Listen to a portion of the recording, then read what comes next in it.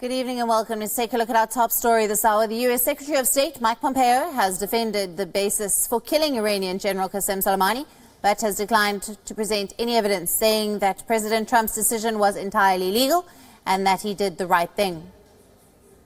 We know what happened at the end of last year in December, ultimately leading to the death of an American. So if you're looking for evidence, you need to look no further than the days that led up to the strike that was taken against Soleimani.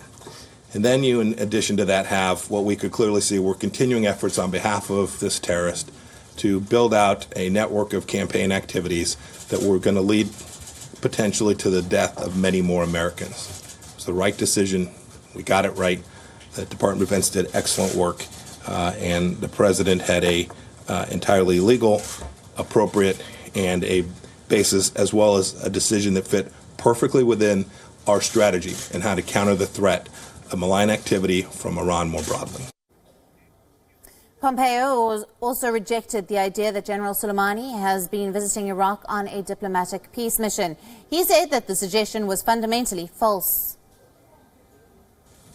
His first statement that is Soleimani was traveling to Baghdad on a diplomatic mission. Anybody here believe that?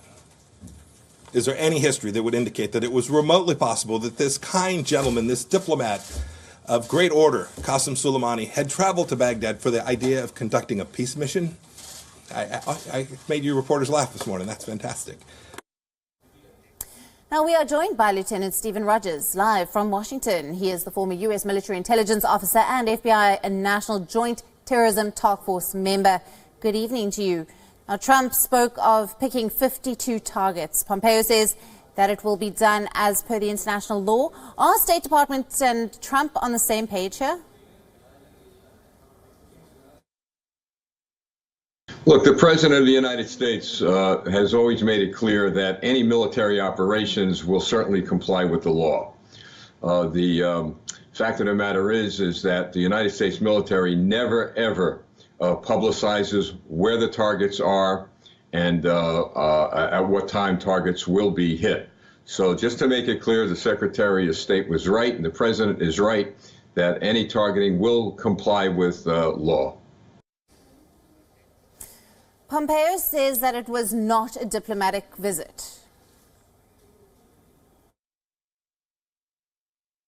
Well, look, there are multiple issues that need to be discussed regarding Iran, regarding China. The fact of the matter is that the United States is in the middle of trade issues regarding China. The United States has also made it clear that they'd like to see the issue regarding Hong Kong resolved peacefully. And that's what the Secretary of State and the President has articulated over the past few weeks. Now, with regard to Iran, Iran is a terrorist state. Iran is causing mischief around the world. And they are woefully mistaken to believe, for example, that the United States government is divided with regard to the president's policies towards Iran. The country is not divided, despite what the Democrats may be conveying in reference to their resolution, their war powers resolution, but the United States is united behind the President of the United States. Pompeo has also hit out against China, Hong Kong, for discriminating against Uyghurs. Is it tit for tat on Iran, as China asked for Zarif to be given a visa for the UN?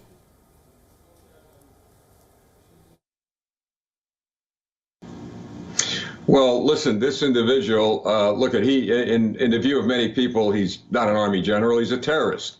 No legitimate army general kills their own people, tortures their own people.